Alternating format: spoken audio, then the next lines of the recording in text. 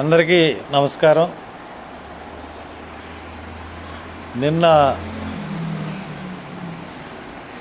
ప్రవీణ్ పగడాల ఎక్కడైతే చనిపోయారో అక్కడ కొవ్వొత్తులతో ఆయనకి శ్రద్ధాంజలి ఘటిద్దామని ఇచ్చిన పిలుపుని సక్సెస్ చేసినందుకు అక్కడికి వచ్చిన దాని గురించి ప్రార్థన చేసిన అది సక్సెస్ అవ్వాలకన్నా కోరుకున్న ప్రతి ఒక్కరికి కూడా ధన్యవాదాలు తెలుపుతా ఉన్నాను.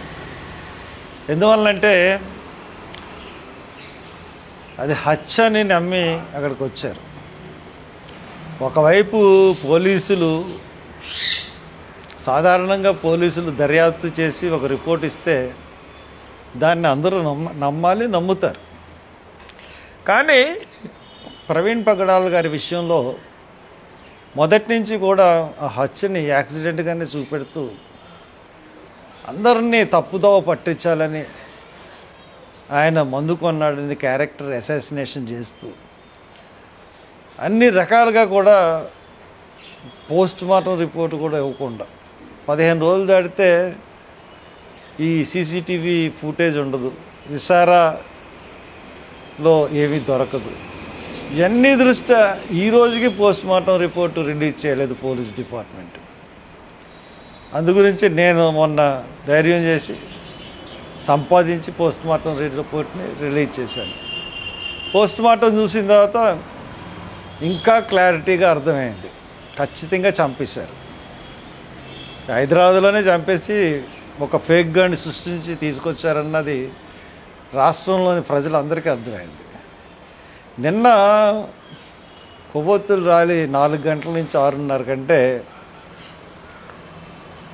పొద్దున్నే మాకు పర్మిషన్ ఇచ్చినట్టు పర్మిషన్కి అక్కడికి వెళ్తే ఫస్ట్ ఓకే అని తర్వాత తీసేసి నాతో ఛాలెంజ్ చేసింది పోలీస్ డిపార్ట్మెంట్. ఒక డిఎస్పి ఇక్కడికి ఏగని కూడా రానివ్వండి, ఎలా రానివ్వరో చూస్తానని కూడా నేను చెప్పాను. అంటే ఒక హర్ష కుమార్ని బలవంతంగా అరెస్ట్ చేసి తీసుకెళ్ళిపోతే తక్కిన వాళ్ళందరూ భయపడిపోతారనుకున్నారా మీరు? నిన్న మేము సాధించిన విజయం చిన్న విజయం కాదు. ప్రభుత్వం అంతా ఒకటైంది, పోలీస్ డిపార్ట్మెంట్ అన్నా ఒకటైంది. ఎట్టి పరిస్థితుల్లో ప్రవీణ్ పగడాల చనిపోయిన చోటుకి ఎవరిని రానివ్వమని ఛాలెంజ్ చేసిన పోలీస్ డిపార్ట్మెంట్ సిగ్గుతో తలదించుకుంది. నాతో పోరాటం చేసి 70 మంది పోలీసులు నా కారులోంచి దించడానికి 15 నిమిషాలు పట్టింది వాళ్ళకి. నన్ను తీసుకెళ్ళి ఎక్కడెక్కడికో తిప్పారు. 5 గంటలు తోటల్లో తీసుకెళ్ళిపోయారు, ఎక్కడెక్కడికో తీసుకెళ్ళిపోయారు. I don't mind. అంటే నన్ను తీసుకెళ్ళిపోతే ఇక్కడ వీళ్ళకి దిశానిర్దేశం చేసేవాడు ఉండడు కాబట్టి మనం అనుకున్నది సాధించేద్దామని అనుకున్నారండి.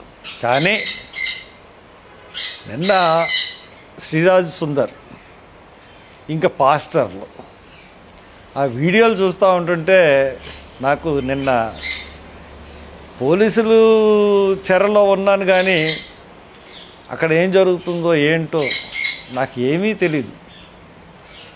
తర్వాత నేను ఎక్కడో తోటల్లో ఉంటే మా అబ్బాయి పట్టుకుని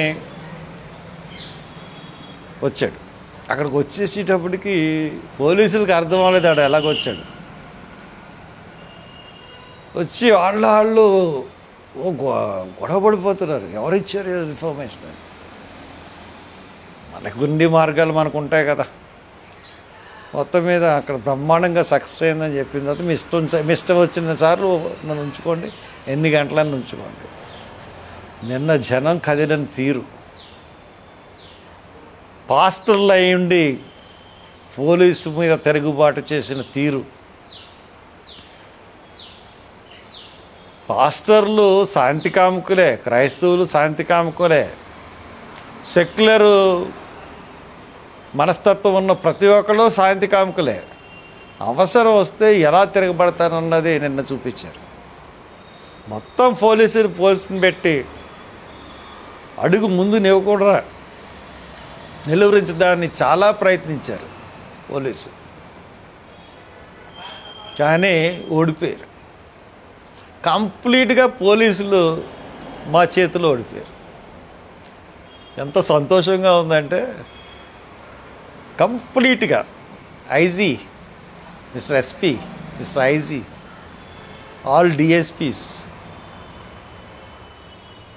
దేవుని సంకల్పం ముందు మీ ప్రభుత్వాలు ఎంత? ఆఫ్టర్ ఆల్ మీ ప్రభుత్వాలు ఎంత? మీ డిపార్ట్మెంట్ ఎంత? ప్రజా సంకల్పం, ప్రజల యొక్క మనోవాంఛ, హత్యని నమ్మి వచ్చిన వాళ్ళ పౌరుషం, దీని ముందు మీ పోలీస్ డిపార్ట్మెంట్ తుక్కు అయిపోయింది. ఛాలెంజ్ చేశారు నాకు, ఎట్టి పరిస్థితుల్లో ప్రవీణ్ పగడాల చనిపోయిన చోటకి ఎవరిని రానివ్వని. ఏమైంది? ఆఖరికి మీరు పారిపోయారు అక్కడి నుంచి. పారిపోయిన పరిస్థితి మీది. ఇప్పుడు కన్నా ఛాలెంజ్లు చేయకండి దేవుని కార్యక్రమాలతో.